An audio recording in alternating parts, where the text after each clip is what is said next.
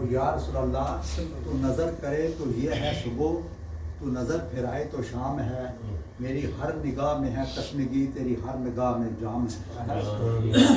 اور یا رسول اللہ آپ کے ذکر کے بغیر گزارا نہیں ہوتا، یا رسول اللہ آپ کے ذکر کے بغیر گزارا نہیں ہوتا، کوئی بھی پل ایسا نہیں جب آپ کو پکارا نہیں ہوتا، گزر جائے جو دن آپ کی یاد کے بغیر، قسم خدا کی وہ دن ہمارا نہیں ہوتا۔ اور یا رسول اللہ تیری رحمتوں پہ یا منصر میرے ہر اعمال کی قبولیت، نہ سلیقہ آرزو ہے نہ شعور نماز۔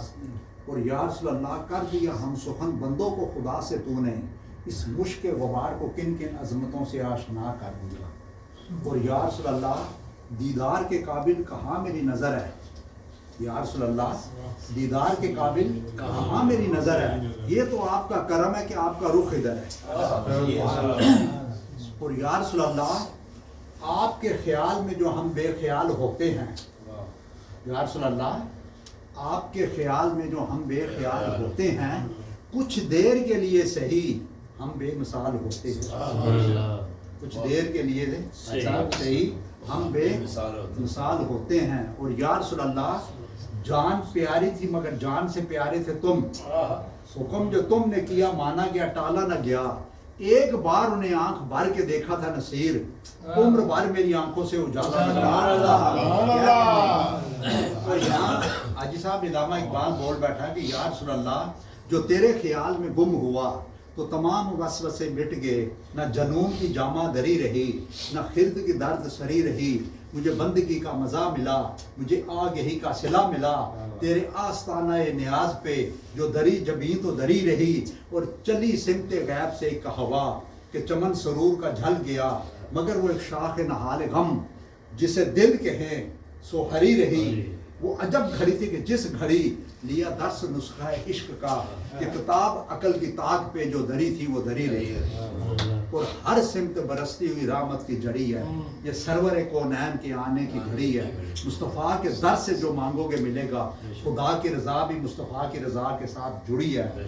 سرکار نے حسان کو ممبر پہ بٹھایا، میرے آقا کے ثنا خوانوں کی توقیر ہی بنی۔ سبحان اللہ۔ بہت ہی واجب احترام حاجی منظور کریمی صاحب، عاشقان مصطفیٰ، غلامان مصطفیٰ، اللہ تعالیٰ کا شکر ہے جس کی توفیق سے آج آپ اس خوبصورت ذکر کی محفل میں شریک ہوئے ہیں۔ بس دوستان محترم ایک دو حدیثیں آپ کو سنا کے اپنی حاضری پوری کروں گا۔ دیکھیں دوستان محترم ہماری عزتیں ہمارے وجود سے نہیں، ہماری عزتیں ہمارے وجود سے نہیں بلکہ حضور نبی کریم صلی اللہ علیہ وآلہ وسلم کے نام کے ساتھ وابستہ ہے۔ دین اور دنیا میں اگر کوئی چیز کام آئے گی تو وہ ہے نسبت رسول، وہ ہے غلامی رسول۔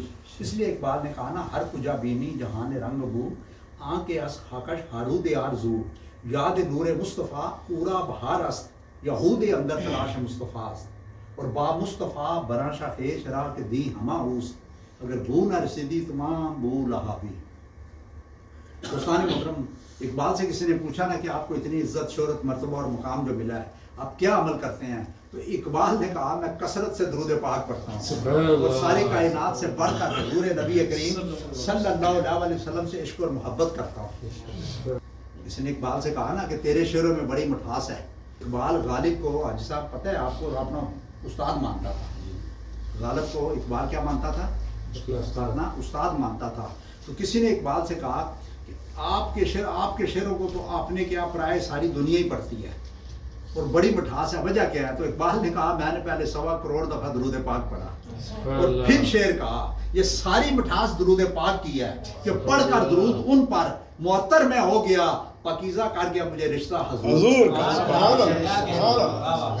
آج ہم سب جو بیٹھے ہیں ہم سرکار کے غلام ہیں، ہم نسبت سے بیٹھے ہوئے ہیں، ہم نسبت سے بیٹھے ہوئے ہیں۔ بس دوستان محترم حضور نبی کریم صلی اللہ علیہ وسلم نے فرمایا نا ایک اللہ نہ بننا ایک رسول نہ بننا، ایک اللہ نہ بننا ایک رسول نہ بننا۔ صحابہ نے کہا یا رسول اللہ کو کیسے بن سکتا ہے، اللہ تو ایک ہی ہے، اللہ کوئی کیسے بن سکتا ہے؟ تو سرکار نے فرمایا اگر تمہارے پاس پوری دنیا کی طاقت دولت اقتدار سب کچھ آ جائے اور تم کہو کہ یہ کام ابھی ہو جائے، اگر وہ کام اس وقت نہ ہو تو تم غصہ نہ کرنا، کیونکہ یہ شان صرف اللہ کی ہے۔ یہ شان کس کی ہے؟ کہ جب جو چاہے جس وقت چاہے کر سکتا ہے. اور دوسرا رسول نہ بننا.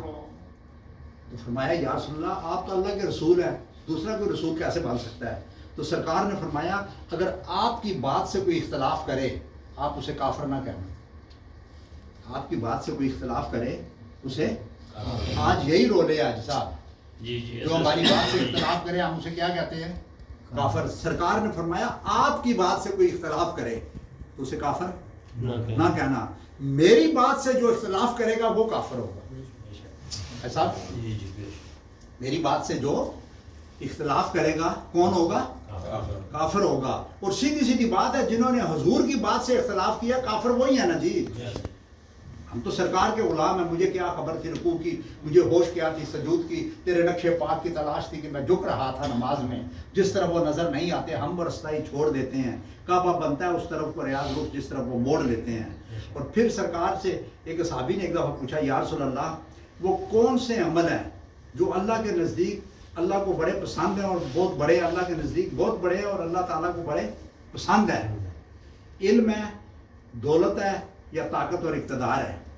تو حضور نبی کریم صلی اللہ علیہ وسلم نے فرمایا جس علم سے اللہ کی مخلوق کو فائدہ ہو, اللہ کے دین کو فائدہ ہو, وہ علم اللہ کے ہاں بڑا مقبول ہے اور اللہ کو بڑا پسند ہے. اور جس دولت سے اللہ کی مخلوق کو فائدہ ہو, اللہ کے دین کو فائدہ ہو, وہ دولت اللہ کے ہاں بڑی مقبول ہے اور اللہ کو بڑی پسند ہے. اور پھر فرمایا جس طاقت اور اقتدار سے اللہ کی مخلوق کو فائدہ ہو, اللہ کے دین کو فائدہ ہو, وہ طاقت اور اقتدار اللہ کے ہاں بڑا مقبول ہے اور بڑا پسند ہے اللہ کو. اگر ان تینوں چیزوں سے اللہ کی مخلوق کو فائدہ نہیں, اللہ کے دین کو فائدہ نہیں, تو سرکار نے فرمایا تینوں بیکار ہیں اور وبال جان ہے. پھر علم بھی آپ کو جہنم میں لے کے جائے گا, دولت بھی جہنم میں لے کے جائے گی. میری بات سمجھ رہے ہیں نا؟ اگر ان کے ساتھ انسانیت کا فائدہ نہیں, اللہ کے دین کا فائدہ نہیں. اقبال نے کہا نا اللہ سے جو دور کرے وہ تعلیم بھی فتنہ, اولاد بھی, اموال بھی, جاگیر بھی فتنہ, نہ حق کے لیے اٹھے تو شمشیر بھی فتنہ, شمشیر ہے کیا نعرہ تکبیر بھی فتنہ. اب بات سمجھ رہے ہیں نا؟ اب جو لوگ 5 ٹائم نماز پڑھتے ہیں کم از کم 338 یا 40 دفعہ کہتے ہیں اللہ اکبر, اللہ صاحب سے بڑا ہے. اب ایک آدمی ادھر پٹی باندھتا ہے اللہ اکبر لکھ کے خود کا حملہ کرتا ہے, 100 آدمیوں کو مار دیتا ہے. میری بات سمجھ رہے ہیں نا؟ اب وہ جو اللہ اکبر اس نے استعمال کیا فتنے کے لیے کیا. کس کے لیے کیا؟ تو اقبال نے کہا اللہ سے جو دور کرے, یعنی اقبال کہہ رہا ہے جو چیز آپ کو اللہ سے دور کر رہی ہے وہ فتنہ ہے. جو چیز اللہ سے آپ کو دور کر رہی ہے وہ کیا ہے؟ فتنہ ہے. اور آخری بات کہ ایک دفعہ حضرت انس رضی اللہ تعالیٰ نے حضور نبی کریم صلی اللہ علیہ وسلم سے پوچھا یا رسول اللہ کو نصیحت کرے. کیا کریں؟ نصیحت کریں. حضور نبی کریم صلی اللہ علیہ وسلم نے فرمایا کہ انس دل میں کسی کا میل نہیں رکھنا, دل میں کسی کا ملال نہیں رکھنا. مختصر کہ یہ بات حضرت انس رضی اللہ تعالیٰ نے 11 موقع پر پوچھی, 11 بار, مطلب کچھ وقفے بعد. تو سرکار نے ایک ہی بات اس کا جواب دیا کہ دل میں کسی کا میل نہیں رکھنا, دل کو ہر برائی سے صاف رکھنا, پاک رکھنا. تو جب آخری بار کہا 11ویں دفعہ تو حضرت انس رضی اللہ تعالیٰ نے کہا فرمایا کہ یا رسول اللہ جب بھی میں پوچھتا ہوں تو آپ نہیں کہتے نمازیں پڑھو, روزے رکھو, حج کرو, ذکر کرو, فلان کرو, ٹمکان کرو, یہ کچھ نہیں کہا. صرف کیا کہتے تھے کہ دل کو ہر برائی سے, تیرا دل تو ہے صنم آشنا, تجھے کیا ملے گا نماز میں, تیرے وہ بھی سجدے قضا ہوئے جو ادا کیے تھے نماز میں. تو آپ ہر بار کہتے ہیں کہ دل کو ہر برائی سے پاک رکھنا. تو سرکار نے فرمایا اگر تمہارا دل ہر برائی سے صاف ہو گیا, ہر برائی سے پاک ہو گیا, تو تم ذرا برابر عمل کرو گے اللہ کے نزدیک اور پہاڑ جتنا بڑا بن جائے گا. اگر دل میں برائی ہوگی, ملال ہوگا, میل ہوگی, بات سمجھ رہے ہیں نا, پھر تم اور پہاڑ کے برابر عمل کرو گے تو اللہ کے نزدیک ذرے سے بھی چھوٹے ہوں گے. کس سے چھوٹے ہوں گے؟ ذرے سے بھی چھوٹے ہوں گے. دیکھیں نا جی, میں کل حاجی صاحب سے بات کر رہا تھا کہ ہم گندے برتن میں تو دودھ نہیں لیتے ہیں, بتائیں نا, نہیں لیتے نا. تو اللہ تعالیٰ کہتا ہے میں گندے دل میں اپنا نور کیسے ڈالوں, بتائیں نا جی. ڈالے گا نہیں ڈالے گا دوستان محترم. تو بس اس شعر کے ساتھ اجازت چاہوں گا کہ اٹھ کے اب بزم جہاں کا اوری انداز ہے، مشرق و مغرب میں تیرے دور کا آغاز ہے، اور قوت عشق سے ہر پست کو بالا کر دھار پہ اس میں محمد سے اجالا کر.